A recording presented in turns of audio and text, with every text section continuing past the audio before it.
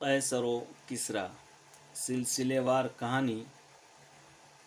دوستو، آپ سے گزارش ہے صحیح معلومات آپ تک اس یوٹیوب چینل کو زیادہ سے زیادہ سبسکرائب، لائک اور شیئر ضرور کریں۔ رتھوں کے سوار خاقان کے لشکر کی آمد کی اطلاع پاتے ہی فرار ہو چکے تھے اور ان کے راستے میں آنے والے کئی آدمی زخمی اور ہلاک ہو چکے تھے۔ عاصم اپنا گھوڑا لینے کے لیے بھاگا، لیکن راستے میں چیختے چلاتے بدحواس لوگ ایک دوسرے کے اوپر گر رہے تھے اور کئی عورتیں اور بچے ان کے پاؤں تلے روندے جا رہے تھے۔ ایک خیمے کے قریب دو مضبوط آدمی ایک گھوڑے پر قبضہ جمانے کے لیے زور آزمائی کر رہے تھے اور ایک بوڑھا دہائی مچا رہا تھا، مجھے ان ڈاکوؤں سے بچاؤ، میری مدد کرو، یہ گھوڑا میرا ہے۔ اپنے آگے اور پیچھے لوگوں کے بے پناہ ہجوم کے باعث عاصم کو یہ معلوم نہ تھا کہ وہ کس سمت بھاگ رہا ہے۔ تھوڑی دیر ادھر ادھر بھٹکنے کے بعد اسے آس پاس ہزاروں گھوڑوں کی ٹاپ سنائی دینے لگی۔ پھر اچانک ایک خیمے کے قریب اسے کلاڈیوس کا ایک عمر رسیدہ غلام دکھائی دیا۔ میرا گھوڑا کہاں ہے؟ عاصم نے ادھر ادھر دیکھنے کے بعد بدحواس ہو کر پوچھا۔ غلام نے جواب دیا، ولیرس آپ سے نہیں ملا، وہ ابھی تینوں گھوڑے لے گیا ہے۔ وہ کہتا تھا کہ میرے آقا واپس نہیں آئیں گے اور ان کے دونوں نوکر بھی ولیرس کے ساتھ چلے گئے ہیں، اور میں سوچ رہا ہوں کہ مجھے کیا کرنا چاہیے۔ اگر تمہیں قتل ہونا پسند نہیں تو یہاں سے بھاگ جاؤ، ورنہ کسی ایسی جگہ چھپ جاؤ جہاں دشمن کی نگاہ نہ پہنچ سکے۔ عاصم یہ کہہ کر واپس مڑا تو میدان کی طرف نعروں اور چیخوں سے یہ ظاہر ہو رہا تھا کہ سیتھین حملہ کر چکے ہیں۔ کچھ دیر وہ فیصلہ نہ کر سکا اسے کیا کرنا چاہیے۔ آوار کے ہاتھوں گرفتار ہونے کی صورت میں اس کی موت یقینی تھی، لیکن پیدل بھاگنے کی صورت میں بھی اسے قسطنطنیہ پہنچ جانا بعید از قیاس معلوم ہوتا تھا۔ کچھ دیر تذبذب اور پریشانی کی حالت میں ادھر ادھر دیکھنے کے بعد وہ ہرقلیہ کی طرف بھاگنے والوں کا ساتھ دے رہا تھا۔ اس کے ہاتھ خالی تھے اور یہ پہلا موقع تھا وہ اپنی جان بچانے کے لیے بھاگ رہا تھا۔ تھوڑی دیر بعد موسم سرما کی خنک ہوا کے باوجود اسے پسینہ آ رہا تھا۔ جب سانس پھول گئی تو اس نے اپنی رفتار ذرا کم کر دی، لیکن تھوڑی دیر بعد پھر زندگی کی خواہش جسمانی تھکاوٹ پر غالب آنے لگی اور اس نے اپنی رفتار تیز کر دی۔ شہر سے کوئی آدھ میل کے فاصلے پر اسے ایک نوجوان لڑکی دکھائی دی جس نے ایک عمر رسیدہ نحیف اور لاغر آدمی کا ہاتھ پکڑ رکھا تھا۔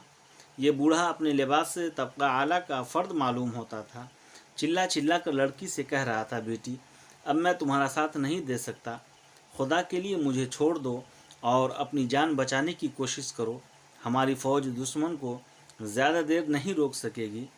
اور نوعمر لڑکی جو اس بے بسی کے عالم میں بھی ایک شہزادی معلوم ہوتی تھی، یہ کہہ رہی تھی، ابا جان ذرا ہمت سے کام لیجئے، وہ دیکھیے شہر کا دروازہ یہاں سے زیادہ دور نہیں۔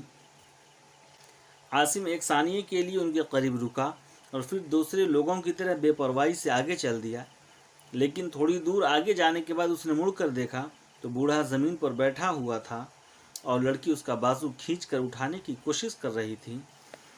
بوڑھا مجبوراً اٹھا، لیکن اس کی ٹانگیں لڑکھڑا رہی تھی۔ عاصم چند ثانیے تذبذب کی حالت میں کھڑا رہا، پھر اچانک بھاگ کر ان کے قریب پہنچا۔ میں آپ کی مدد کر سکتا ہوں، اس نے کہا، اور پیشتر اس کے کہ وہ کوئی جواب دے سکتے اس نے عمر رسیدہ آدمی کو اٹھا کر اپنے کندھوں پر ڈال لیا۔ کچھ دیر بھاگنے کے بعد وہ ایک تھکے ہوئے گھوڑے کی طرح ہانپ رہا تھا اور اس کا چہرہ پسینے سے شرابور ہو چکا تھا، تاہم اس کی رفتار ایسی تھی کہ لڑکی بڑی مشکل سے اس کا ساتھ دے رہی تھی۔ پھر جب وہ شہر سے کوئی 200 قدم کے فاصلے پر تھے تو پیچھے آنے والوں کی چیخیں سنائی دینے لگی۔ عاصم نے مڑ کر دیکھا تو اسے سیتھین سواروں کی ایک ٹولی دکھائی دی۔ وہ اپنی رہی صحیح قوت بروئے لاتے ہوئے بھاگا۔ دروازے کے سامنے اور فصیل کے اوپر چند سپاہی شور مچا رہے تھے، سیتھین آ گئے، سیتھین آ گئے، بھاگو جلدی کرو۔ دروازے میں داخل ہوتے وقت عاصم اپنے پیچھے آنے والوں کی چیخوں کے ساتھ گھوڑوں کی ٹاپ سن رہا تھا۔ اس نے جلدی سے بوڑھے کو نیچے اتارا اور نڈھال سا ہو کر ایک طرف بیٹھ گیا۔ عاصم کے بعد 50-60 افراد سے زیادہ اندر داخل نہ ہو سکے۔ اس کے بعد دشمنوں کے سوار اس کی اس قدر قریب آ چکے تھے کہ پہرے دار دروازہ بند کرنے پر مجبور ہو گئے۔ आसिम चंद सानिये सुस्ताने के बाद अपना पसीना पोंछता हुआ उठा और किसी तवक्कुफ के बगैर फसील के जीने पर चढ़ने लगा। ऊपर जाकर उसने एक दिलखराश मंजर देखा। सैथीन सवार जिनकी तादाद 50-60 से ज़्यादा थी, दरवाजे के आसपास लाशों के अंबार लगाने के बाद कैदियों को भेड़ बकरियों की तरह हाँकते हुए वापस जा रहे थे। उसने एक नौजवान से, जो पहरेदार का अफसर मालूम होता था, मुखातिब होकर कहा, अगर तुम लोग अपने तीरों के इस्तेमाल में बुखल से काम न लेते तो कई और आदमियों की जान बच सकती थी और तुम्हें दरवाज़ा बंद करने की ज़रूरत न थी।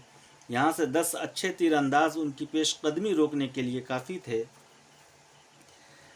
आप कौन हैं? रूमी अफसर ने सवाल किया। मैं एक अजनबी हूँ, आसिम ये कहकर नीचे उतर आया।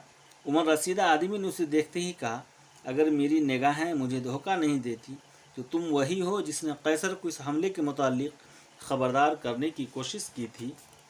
जी हाँ, मैं वही हूँ, आसिम ने मगमूम लहजे में जवाब दिया। पहरेदारों का अफसर फसील के जीने से नमूदार हुआ और उसने बूढ़े को अदब से सलाम करते हुए कहा, जनाब, मुझे ऐसा मालूम होता है कि दुश्मन ने शहर पर हमला करने का इरादा मुलतवी कर दिया है, लेकिन जो बदनसीब शहर से बाहर हैं उनमें से शायद एक भी ज़िंदा वापस ना आ सके। उन्हें ठिकाने लगाने के बाद शायद सैथीन पूरी क़ुव्वत के साथ शहर पर हमला करेंगे। आसिम ने कहा, एक अजनबी को आपके मामलात में दखल देने का कोई हक़ नहीं, लेकिन मैं ये समझता हूँ कि खाकान के लश्कर की मंजिल कुस्तुनतुनिया है, ये शहर नहीं। इस शहर पर कब्ज़ा करने की ख्वाहिश होती तो इस तरफ 50-60 सवार भेजने पर इक्तफ़ा न करता। बूढ़े ने कहा, अगर हरकुलिया पर हमला न हुआ तो मैं उसे कुदरत का एक मुजज़ा समझूंगा। यहाँ अब खाली दीवारों के सिवा उनका मुकाबला करने वाला कोई नहीं। नौजवान, मैं इस शहर का मुनसिफ हूँ और तातारियों के खौफ से मेरे अपने नौकर मेरा साथ छोड़कर भाग गए हैं। मैं तुमसे पूछता हूँ कि तुमने मेरी जान बचाने की कोशिश क्यों की थी? आसिम ने जवाब दिया, मुझे मालूम नहीं, शायद आपकी बेटी की हिम्मत देखकर मेरा ज़मीर बेदार हो गया था।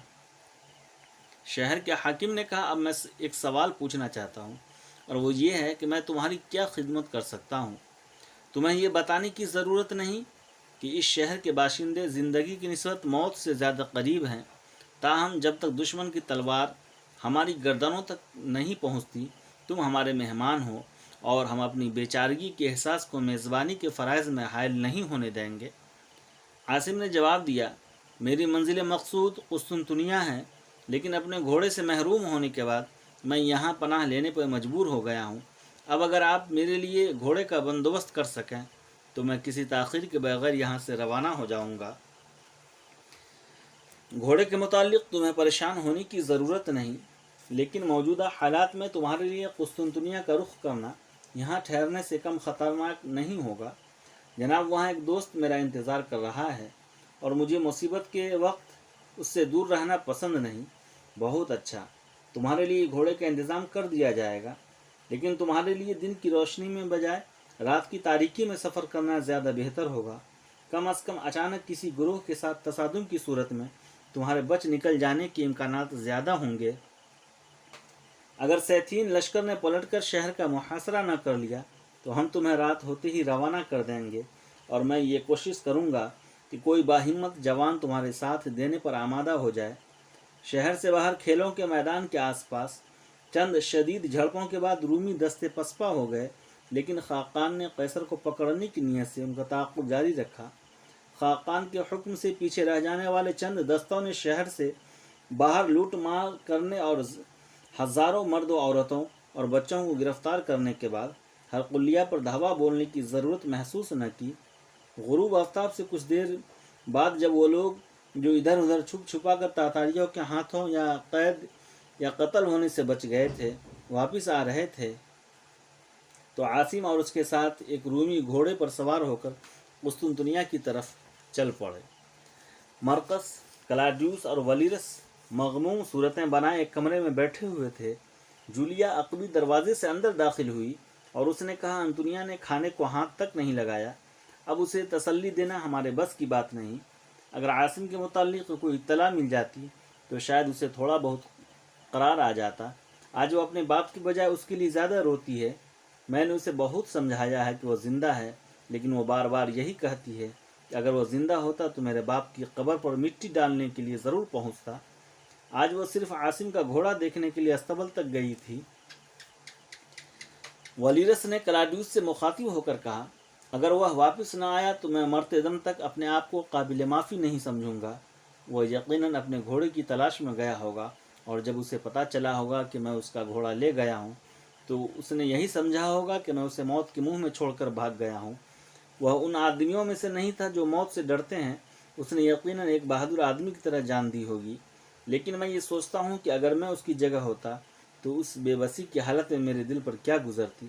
کلاڈیوس، تمہیں یقین نہیں آئے گا، لیکن میں نے آخری وقت تک اسے تلاش کیا تھا۔ میں نے بھاگنے سے قبل 2 بار اپنے خیمے کا رخ کیا تو مجھے اس بات کی پرواہ نہ تھی کہ دشمن کا ایک دستہ میرے پیچھے ہے۔ پھر چاروں طرف سے مایوس ہو کر جب میں اپنا گھوڑا چھوڑ کر اس کے گھوڑے پر سوار ہوا تھا تو اس وقت بھی میری نیت یہی تھی کہ اگر وہ مجھے نظر آ گیا تو میں بلا توقف اس کا گھوڑا اس کے حوالے کر دوں گا۔ لیکن اب شاید کوئی اس بات پر یقین نہ کرے۔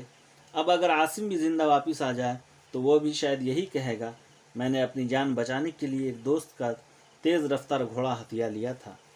مرقس نے اسے تسلی دیتے ہوئے کہا، بیٹا، وہ ایک شریف آدمی تھا، اور ایک شریف آدمی بدترین حالات میں بھی اپنے دوستوں کے متعلق اس قسم کی بدگمانیاں نہیں کرتا۔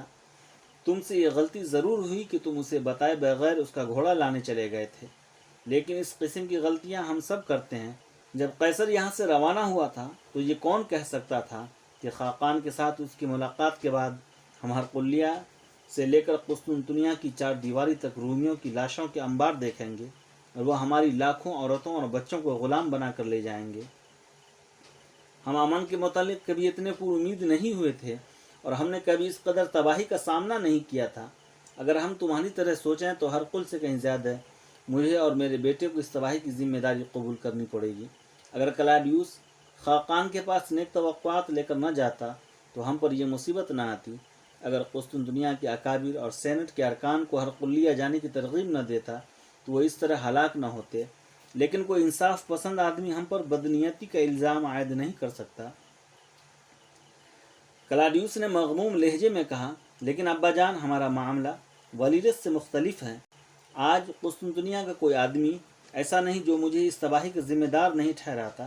کل سینٹ کا اجلاس ہو رہا ہے، اور مجھے یقین ہے کہ وہاں سب سے زیادہ نکتہ چینی مجھ پر ہوگی۔ قیصر نے وہاں مجھے انعام دینے کے لیے نہیں بلایا، بلکہ ان لوگوں کی گالیاں سننے کی دعوت دی ہے جو کل تک مجھے اپنا محسن سمجھتے تھے۔ ابا جان، میں مستعفی ہونے کا فیصلہ کر چکا ہوں۔ اب میرے لیے قیصر کے سامنے یہ اعلان کرنے کے سوا کوئی راستہ باقی نہیں رہا کہ میں کسی ذمہ داری کا بوجھ اٹھانے کا اہل نہیں ہوں۔ مرقس نے اسے تسلی دیتے ہوئے کہا، نہیں بیٹا، قیصر تمہیں اپنے ماضی کی ان کوتاہیوں کا ذمہ دار نہیں ٹھہرائے گا جن کے باعث ہم اپنے حقیر دشمن سے امن اور صلح کی بھیک مانگنے پر مجبور ہو گئے تھے۔ مجھے یقین ہے کہ سینٹ کا کوئی رکن تمہارے خلاف زبان کھولنے کی جرت نہیں کرے گا۔ کلاڈیوس کچھ کہنا چاہتا تھا، لیکن کسی کے قدموں کی آہٹ سنائی دی اور وہ دروازے کی طرف دیکھنے لگا۔ پھر وہ اچھل کر آگے بڑھا اور بے اختیار آنے والے کے ساتھ لپٹ گیا۔ یہ عاصم تھا۔ اس کے چہرے سے وحشت برس رہی تھی۔ ولیرس کو تھوڑی دیر اپنی آنکھوں پر یقین نہ آیا، پھر وہ اٹھ کر آگے بڑھا اور مغموم لہجے میں بولا، عاصم، تمہیں یقین نہیں آئے گا، لیکن میں بے قصور ہوں۔ مجھ سے صرف یہ غلطی ہوئی کہ میں تمہیں بتائے بغیر گھوڑے لینے چلا گیا تھا۔ عاصم نے جواب دیا، تمہیں پریشان ہونے کی ضرورت نہیں، مجھے آپ کے غلام نے بتا دیا تھا۔ کلاڈیوس نے پوچھا، وہ کہاں ہے؟ کون؟ آپ کا غلام؟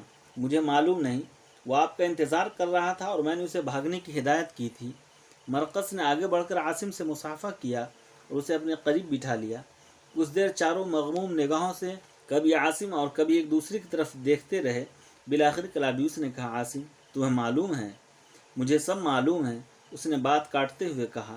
میں سیدھا سرائے کی طرف گیا تھا اور اس کے بعد اس کی قبر سے بھی ہو آیا ہوں۔ میں انطونیہ کو اطلاع دیتی ہوں۔ جولیا یہ کہہ کر عقب کے کمرے میں چلی گئی، اور تھوڑی دیر بعد انطونیہ اس کے ساتھ عقبی دروازے میں کھڑی پتھرائی ہوئی آنکھوں سے عاصم کی طرف دیکھ رہی تھی۔ کلاڈیوس جلدی سے اٹھ کر آگے بڑھا اور اس نے انطونیہ کا ہاتھ پکڑ کر اسے اپنے قریب بٹھا لیا۔ انطونیہ بدستور عاصم کی طرف دیکھ رہی تھی، اور عاصم کو اس کی خاموش نگاہوں کی فریاد الفاظ سے کہیں زیادہ مؤثر محسوس ہو رہی تھی۔ عاصم نے بھررائی ہوئی آواز میں کہا، میری بہن، فرمس تمہارا باپ تھا، لیکن اس دنیا میں مجھے اس کی زیادہ ضرورت تھی۔